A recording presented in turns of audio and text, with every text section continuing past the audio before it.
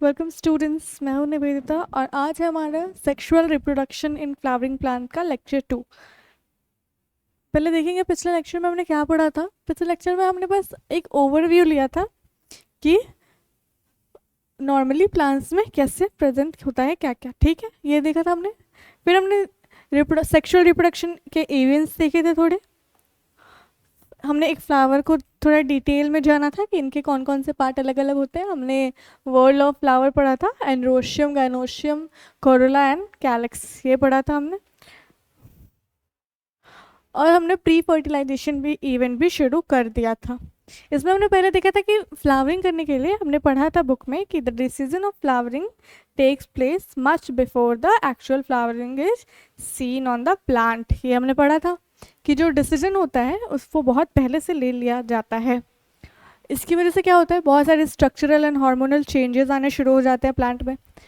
Floral inflorescence का formation होना शुरू हो जाता है। हार्मोनल चेंजेस में जैसे हमने हार्मोन्स पढ़ा है, ऑक्सीन, साइटोकाइनिन, जो सेल डिवीजन करना शुरू कर देते हैं बहुत, ठीक है ना। हमने पढ़ा था कि जो शूट मेरिस्टेम होता है वो फ्लोरल मेरिस्टेम में कन्वर्ट हो जाता है, वो फ्लोरल प्राइमोर्डियम का फॉर्मेशन करता है, उसके बाद फ्लोरल बर्ड बनता है और लास्ट में फ्लावर का फॉर्मेशन होता है। ठीक, ये चीज़ें हमने पढ़ ली थी।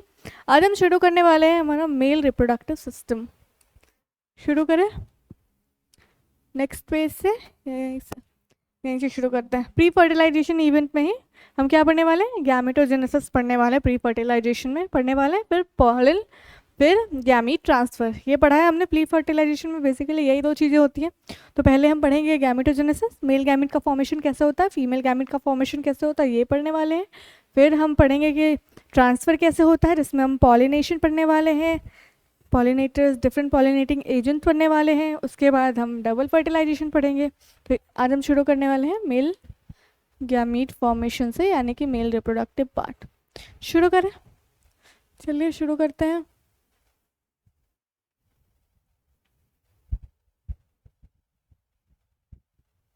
दिख रहा है? ये क्या लिखा है भाई, ये क्या लिखा है? बहुत बड़ा हो गया ये तो।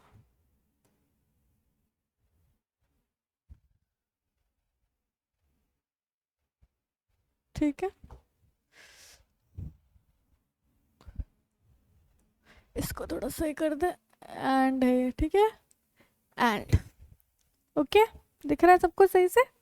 शुरू करने वाले मेल रिप्रोडक्टिव पार्ट। जैसे कि हमें पता है कि प्लांट में मेल रिप्रोडक्टिव पार्ट कौन सा होता है, मेल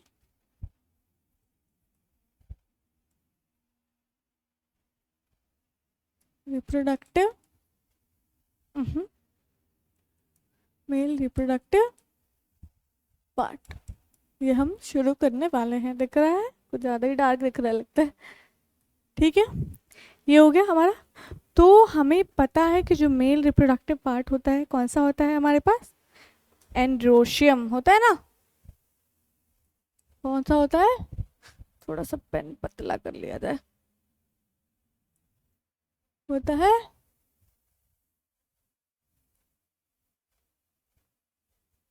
एंड्रोशियम, यही होता है। और यूनिट ऑफ एंड्रोशियम की अगर हम बात करें तो कौन सा होता है, यूनिट ऑफ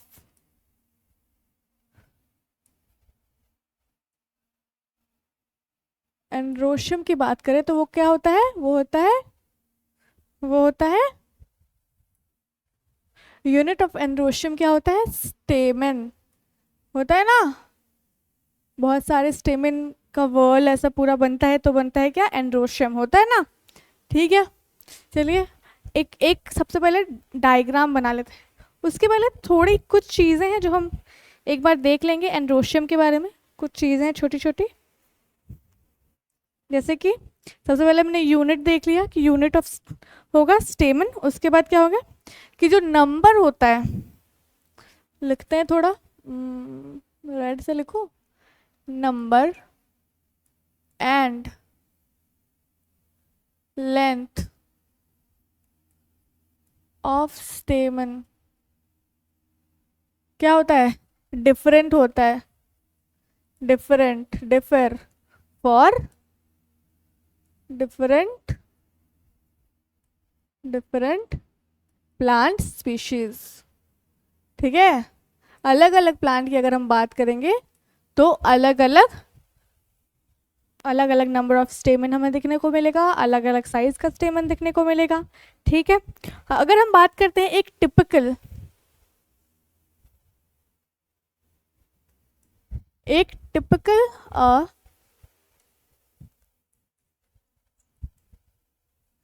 टिपिकल स्टेमन,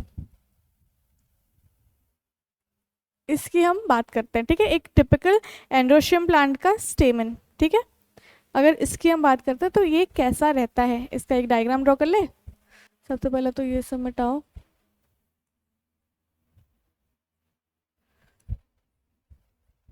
ठीक है, ठीक है, एक नॉर्मल से डायग्राम ड्रॉ करते हैं, कैसा होता है। ये कुछ ज़्यादा बड़ा लिख रही हूँ मैं, मुझे लगता है दिख रहा है सब कुछ। ठीक है, यहाँ पे एक डायग्राम ड्रॉ करते हैं। जैसे देखो ये हो गया, ये जनरली 2 लोब वाला होता है। ठीक है, 2 लोब होते हैं इसमें, 2 लोब प्रेजेंट होता है। ठीक है, एक ग्रीन सा एक स्टॉक निकाल देती हूँ बीच में से, ये स्टॉक है। एक काम कर सकते हो, इसको मैं अगर नेक्स्ट पेज पे बनाऊंगी तो ज़्यादा सही से दिखेगा, मतलब छोटा नहीं दिखना चाहिए। ठीक है, थोड़ा बनाते हैं, चलिए कोई नहीं। ये हमारा 2 लोब दिख रहा है, यहाँ देखिए दिख रहा है ना 2 लोब।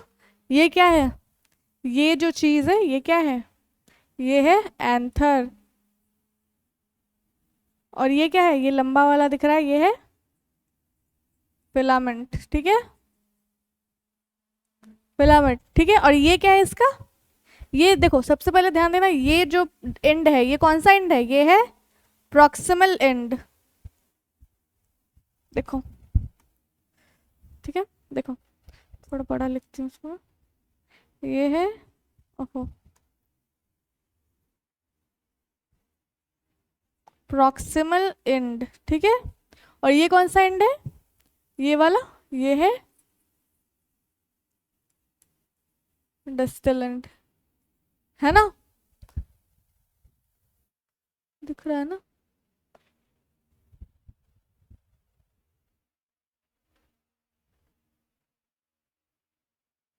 ठीक है, ये हो गया डिस्टल एंड। इसको थोड़ा कलर कर दिया जाए, जनरली ब्राउन होता है तो इसको थोड़ा कलर कर दिया जाए।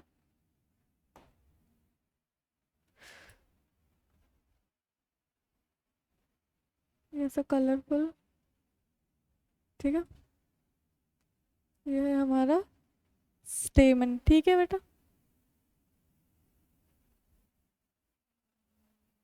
ये स्टेमन प्रेजेंट है, ये हो गया स्टेमन।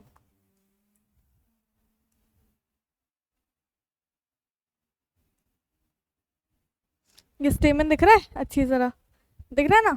चलो ठीक है, अब देखो कुछ बातें होती है जो हमें फिलामेंट के बारे में अलग से पढ़नी है और एंथर के बारे में अलग से पढ़नी है। सबसे पहले फिलामेंट के बारे में कुछ कम चीज़ें दी गई तो उसको हम यहाँ पे लिख लेते हैं, फिर एंथर के बारे में नेक्स्ट स्लाइड में कंप्लीट करें। देखो फिलामेंट क्या है, ये देखो पहले, ये फिलामेंट क्या है, ये एक लंबा सा स्टॉक दिख रहा है, ये क्या है लॉन्ग स्लेंडर, मतलब पतला सा सुंदर सा दिख रहा है ना, ये है ना लॉन्ग स्लेंडर स्टॉक। ठीक है, दिख रहा है, ये लंबा सा स्टॉक दिख रहा है। ये क्या करता है, ये क्या करता है, ये एंथर को कनेक्ट करता है, किससे, फ्लावर्स के साथ कनेक्ट करता है। लेकिन एक चीज़ और देखो, इसका जो प्रॉक्सिमल पार्ट है ना, ये नीचे वाला, अगर हम ऐसे बात करें कि इसका जो एंड है, ये ज़्यादा पास कौन सा पार्ट है फ्लावर के, यही वाला पास है ना। अगर हम बात करते हैं तो फ्लावर के सबसे ज़्यादा पास कौन सा एंड है, प्रॉक्सिमल एंड, यानी कि पास प्रॉक्सिमल, पी भी याद रखना। ठीक है, तो प्रॉक्सिमल एंड क्या होता है, proximal end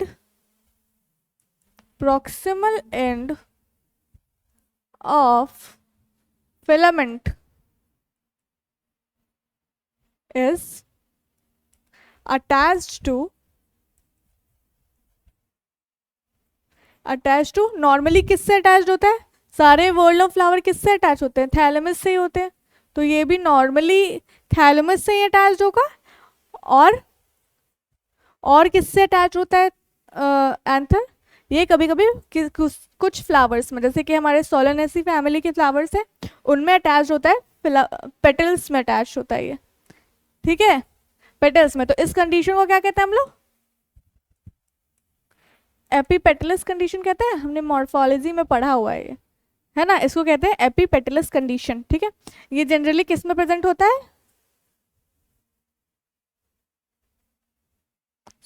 सोलेनेसी फैमिली में प्रेजेंट होता है जनरली, ठीक है, सोलेनेसी फैमिली में जनरली प्रेजेंट होता है, ठीक है। ये चीज़ होगी। फिलामेंट के बारे में हमने देख लिया सब कुछ, ठीक है। आगे बढ़े, अब एंथर के बारे में पढ़ लेते हैं डिटेल में थोड़ा। सबसे ज़्यादा ज़रूरी है ये अभी, क्योंकि रिप्रोडक्शन कराना है ना, तो अभी सबसे ज़्यादा ज़रूरी एंथर के बारे में पढ़ना ही है। चलिए एंथर शुरू करते हैं। क्या शुरू करना है? एंथर।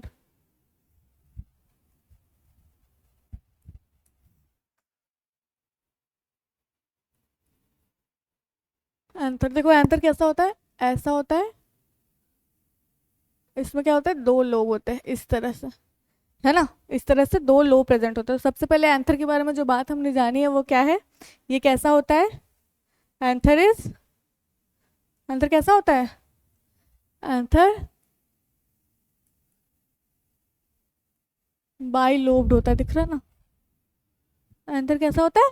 बाई लोब्ड होता है, क्योंकि इसमें दो लोब प्रेजेंट है। यहाँ देखो, दो लोब प्रेजेंट है ना, तो ये क्या हो गया?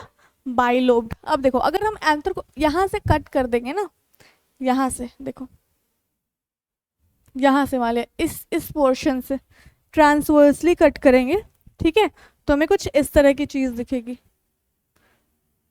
कुछ इस तरह का पार्ट हमें देखने को मिलेगा। यहाँ देखो, अगर हमने एंथर को कट कर दिया तो हमें कुछ इस तरह का पार्ट देखने को मिल सकता है, इस तरह का। थोड़ा बड़ा बना रही हूँ, ठीक है, कुछ इस तरह का पार्ट देखने को मिलेगा, ठीक है। देखो इसमें हमें क्या क्या देखने को मिल रहा है? देखो सबसे पहले देखो क्या है, ये हमने काटा है, ये हमें सबसे पहले यहाँ से अगर हम देखें तो ये दो लोब दिख रहा है, ये दोनों अलग अलग लोब है एंथर का, दिख रहा है ये चीज़। अब देखो इस वाले पार्ट को क्या बोलते हैं? ये जो अलग अलग दिख रहा है, ये क्या है? ये है थीका। क्या है ये? थीका है। देखो ये एक, अगर हम इसकी बात करें, ये वाली, ये एक अलग से, ये इसमें भी है, ये क्या है? ये है थीका। दिख रहा है? दिख रहा है थीका? छोटा लग रहा है थोड़ा। ये क्या है? रुको, ये वाला पार्ट क्या है? ये है थीका, ठीक है, ये है थीका है, ओके। तो देखो अगर हम बात करते हैं, एंथर क्या बाइलोब्ड है, और हर एक लोब में, ये दो लोब में कितना theca?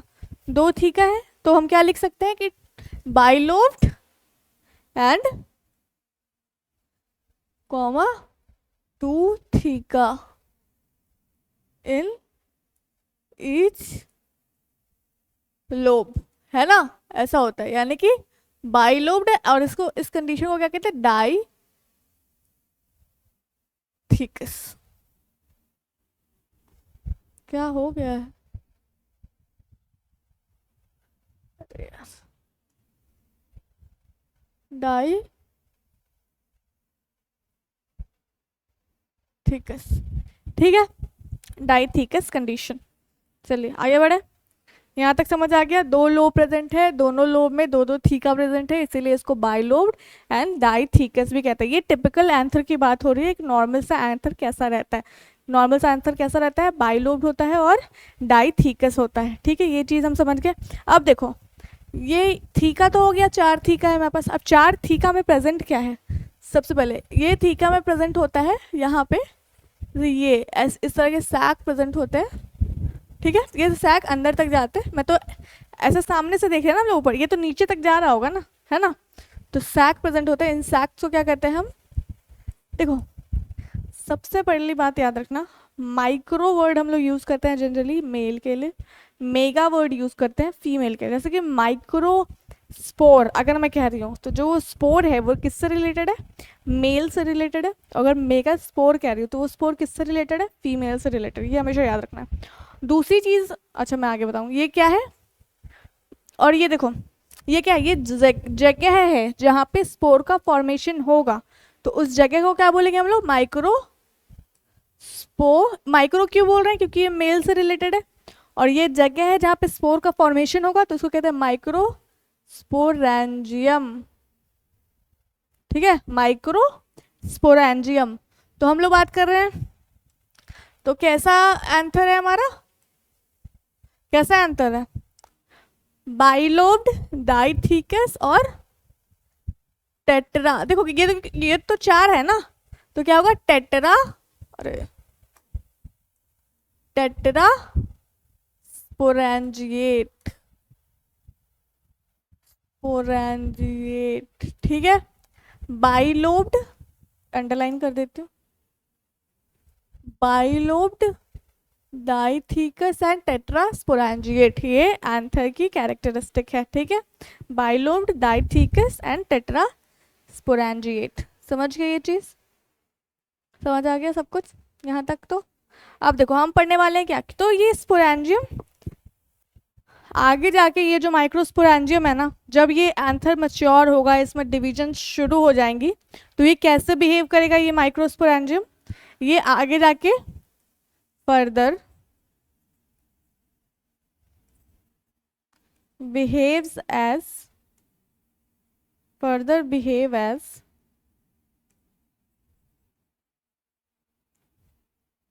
behave as what, pollen sac, मतलब ये एक तरह से बैग जिसमें पॉलन ग्रेन्स रहेंगी।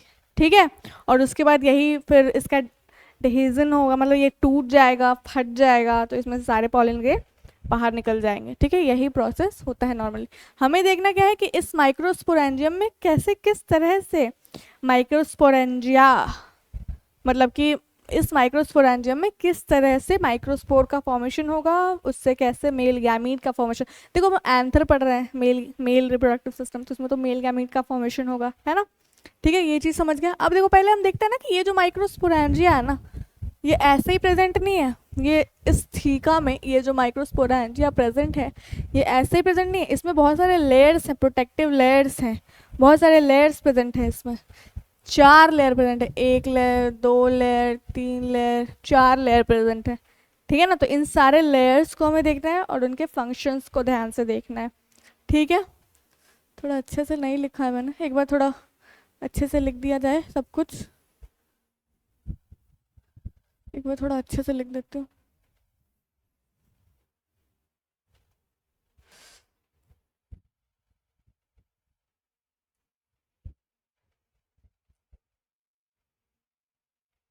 ठीक है, एक बार थोड़ा अच्छे से लिख दिया जाए।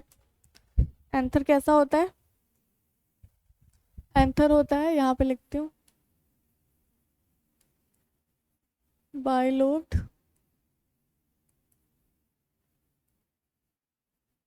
डाइथिकस और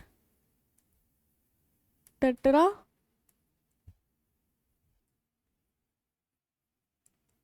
स्पोरेंजिएट। ठीक है, बाइलोब्ड होता है, डाइथिकस प्रेजेंट, डाइथिकस होता है, और इसका मतलब भी लिख देती हूँ एक बार। बाइलोब्ड मतलब टू लोब, ठीक है, डाइथिकस मतलब two theca in each lobe, है ना, two theca in each lobe. ठीक है, टेट्रास्पोरेंजिएट मतलब four microsporangium, sporangia present. ठीक है, फोर माइक्रोस्पोरेंजिया प्रेजेंट होते हैं। ठीक है, चलिए इतनी चीज़ें हमें क्लियर हो गई। कहाँ कहाँ पे होता है ये भी देख लेते हैं। ये देखो ये है हमारा, ठीक है ना, ये माइक्रोस्पोरेंजिया है, ये हमारा थीकस है ना, ये चार थीका दिख रहा है, चार माइक्रोस्पोरेंजिया दिख रहे हैं हमें। ठीक है, दो लोब दिख रहा है, दिख रहा है ना, सब कुछ दिख रहा है। चलिए यहाँ तक क्लियर हो गया। अब पढ़ेंगे हम कि लेयर्स कौन कौन से प्रेजेंट होते हैं, प्रोटेक्टिव लेयर्स। ठीक है, इसको थोड़ा छोटा कर देती हूँ यहाँ पे। ठीक है,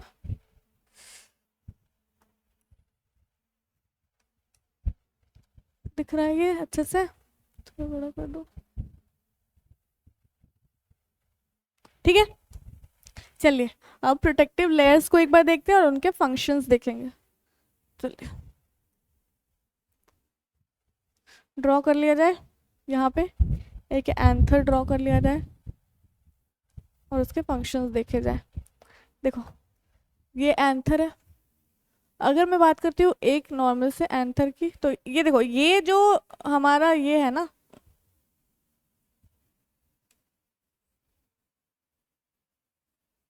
देखो ये एंथर मान लिया नॉर्मल सा, ठीक है। तो ये जो प्रोटेक्टिव लेयर है ना, ये चारों तरफ ही प्रेजेंट है। बस मैं एक तरफ का ही दिखाऊंगी क्योंकि मुझे अभी करना है, ठीक है। तो एक तरफ का मैं दिखाने जा रही हूँ, थोड़ा और बड़ा बना दिया जाए फिर तो। सॉरी बच्चों, थोड़ी गलती हो रही है, और बड़ा बना दिया जाए। इसको उधर नहीं कर सकती हूँ ना, ठीक है। चलो ये देखो,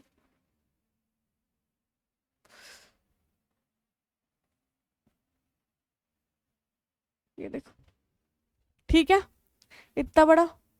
अब देखो ये जो लेयर्स है ना, इनमें ऐसे प्रेजेंट है। अभी मैं बना के दिखाती हूँ। पहला लेयर जो होता है वो सिंगल लेयर्ड होता है, ठीक है। सिंगल लेयर मतलब सिंगल सेल का लेयर्ड होता है, ठीक है, ऐसा, ठीक है। दूसरा जो लेयर होगा वो भी सिंगल लेयर ही होता, ठीक है, ऐसा होता है, ठीक है। दूसरा लेयर है ये, इस तरह का होगा, ठीक है। तीसरा जो लेयर होगा वो मल्टी लेयर्ड होगा, मतलब कि उसके दो तीन, मतलब कि बहुत सारे लेयर्स होंगे। उसको भी बना दिया जाए इस तरह का,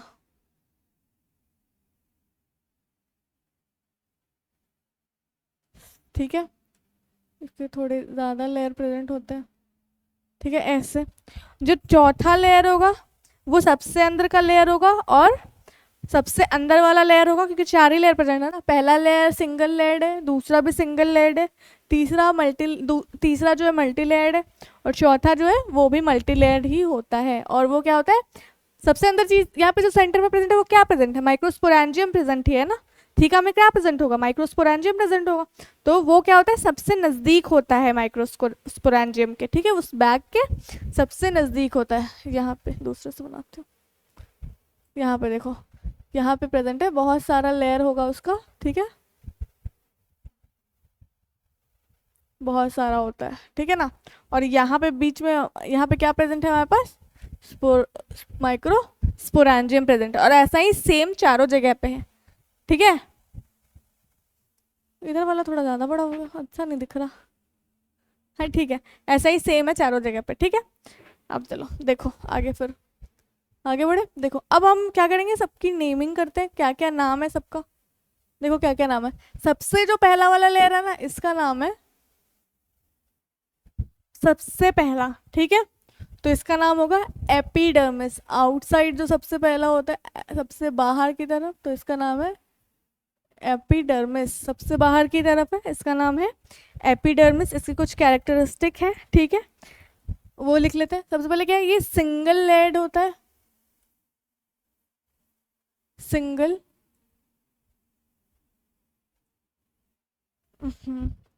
सिंगल लेयर्ड हो,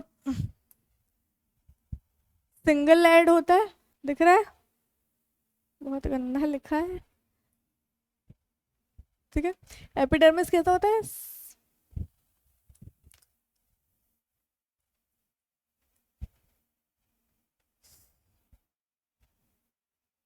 सिंगल लेयर्ड होता है। और इसका काम क्या होता है, ये किस लिए होता है, सबसे बाहर है तो ये प्रोटेक्शन के लिए ही होगा, सबसे बाहर है ना। तो इसका बेसिकली जो काम होता है वो प्रोटेक्शन ही होता है, ठीक है।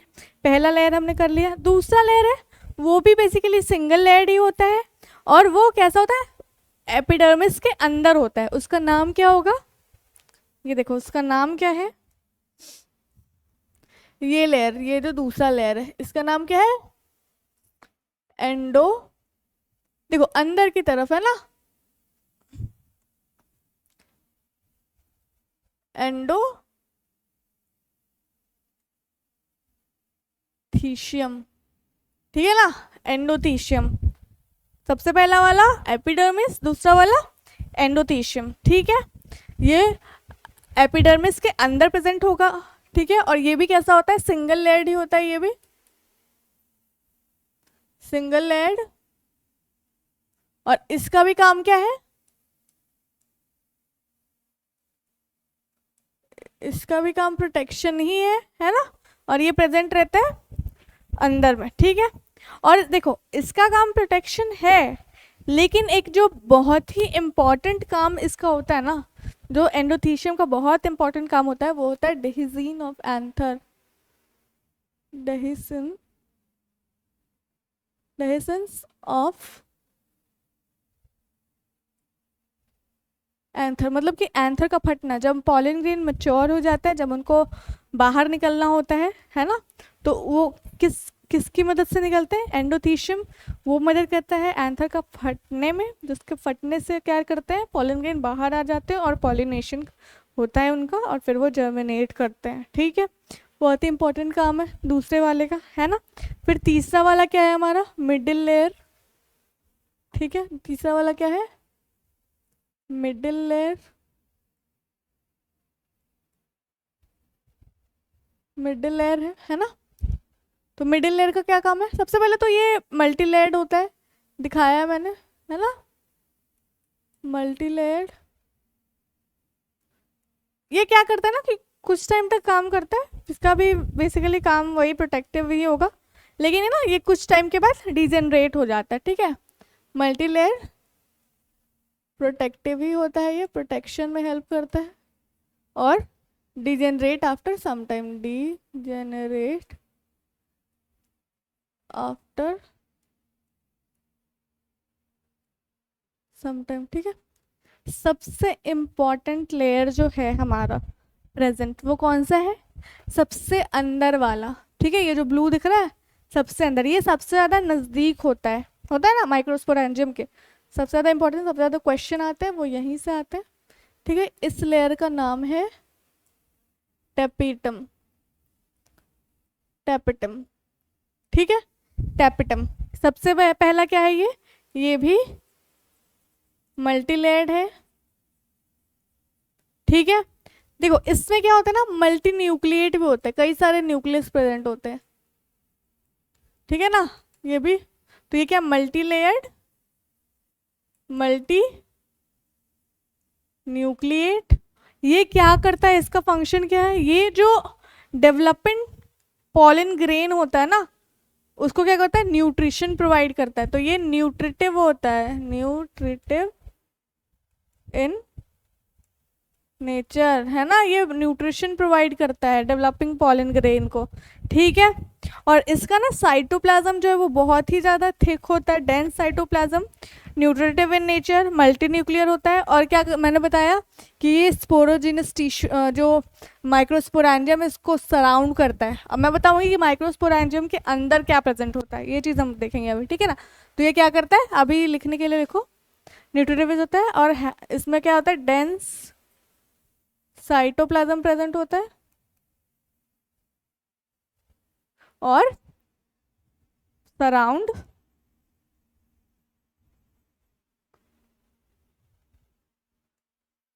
स्पोरोजिनस टिश्यू, ठीक है। इतना लिख लो अभी, सराउंड स्पोरोजिनस टिश्यू, ठीक है। ये हो गया हमारा, ये क्लियर है। अब देखो यहाँ पे, देखो यहाँ पे, ये मैंने क्या पढ़ाया, ये हो गया हमारे लेयर्स। अब यहाँ पे देखेंगे कि यहाँ पे क्या प्रेजेंट था हमारे, मैंने क्या बताया कि हर थीका में क्या प्रेजेंट है, यहाँ पे प्रेजेंट है ये माइक्रोस्पोरेंजियम, यही प्रेजेंट है ना, यहाँ पे माइक्रोस्पोरेंजियम प्रेजेंट है। लेकिन माइक्रोस्पोरेंजियम के अंदर क्या प्रेजेंट है वो यहाँ पे देखते हैं। ये क्या प्रेजेंट है, सबसे पहले ये लिखो, ये प्रेजेंट है माइक्रोस्पोरेंजियम, है ना। माइक्रोस्पोरेंजियम के अंदर क्या प्रेजेंट है, माइक्रोस्पोरेंजियम, ये तो माइक्रोस्पोरेंजियम बन गया। मैंने बताया कि यहाँ पे पॉलन ग्रेन जो है यहीं से बनेंगे, है ना, ये बताया मैंने, ठीक है। तो क्या प्रेजेंट है ऐसा जिसकी मदद से पॉलन ग्रेन बनेंगे, तो इस माइक्रोस्पोरेंजियम के अंदर प्रेजेंट होते हैं sporogenous sales, sporogenous cells present होता है ना, स्पोरोजीनस सेल्स प्रेजेंट होता है। ओ स्पोरोजीनस सेल्स क्या बनाते हैं आपस में मिलके, बहुत सारे सेल्स आपस में मिलके क्या बनाते हैं, टिश्यू का फॉर्मेशन करते हैं ना। तो ये बहुत सारे सेल्स जो सेम ऑरिजिन के होते हैं, सेम फंक्शन करने के लिए, है ना, टिश्यू का फॉर्मेशन करते हैं। तो स्पोरोजीनस सेल्स क्या बनाएंगे, स्पोरोजीनस टिश्यू का फॉर्मेशन करेंगे। और इसी सेल्स से, इसी टिश्यू के सेल्स से क्या बनेगा आगे जाके, पॉलन ग्रेन का फॉर्मेशन होगा। तो यहाँ तक हमने आज स्ट्रक्चर देख लिया है एंथर का, कुछ छूटा नहीं है। बुक में से एक बार देख लेंगे, ठीक है, एक बार बुक से देखते हैं क्या है। और नेक्स्ट क्लास में हम लोग क्या पढ़ेंगे, माइक्रोस्पोरोजेनेसिस, यानी कि माइक्रोस्पोर, यानी कि उसके बाद पॉलन ग्रेन का फॉर्मेशन कैसे होगा ये पढ़ेंगे, ठीक है। चलिए कहाँ पढ़ा था, ये रहा, ये चैप्टर चल रहा था। ओहो कहाँ तक था, ये क्या हो रहा है भाई,